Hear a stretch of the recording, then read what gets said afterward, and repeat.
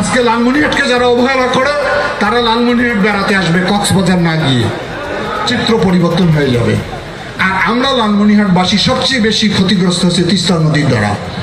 আমার পাটগ্রামের একটা অংশ ক্ষতিগ্রস্ত, হাতিবান্ধা গোটাটাই ক্ষতিগ্রস্ত, কালীগঞ্জ ক্ষতিগ্রস্ত, আজিতমারি এবং সদর একটি জেলা প্রায় 100 কিলোমিটার ব্যাপী লালমনিরহাটকে ধ্বংসস্তূপে পরিণত করে দিয়েছে। অথচ বিগত সরকারের তিনটা মন্ত্রী জেলায় ছিল, এই তিস্তা নদীর ব্যাপারে তাদের কোনো পরিকল্পনা ছিল না। কিভাবে পকেট ভারী করবে, কিভাবে নিজে মোটা তাজা হবে, সেই কাজে তারা ব্যস্ত ছিল।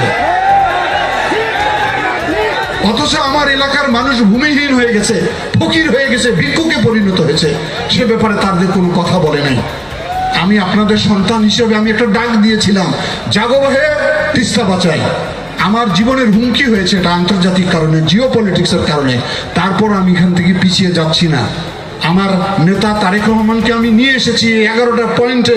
উনি বক্তব্য দিয়ে উনি প্রতিশ্রুতি দিয়েছেন যে বিএনপি আগামী দিনে ক্ষমতায় আসলে সবচেয়ে অগ্রাধিকার ভিত্তিতে তিস্তা মহাপরিকল্পনা বাস্তবায়ন করা হবে।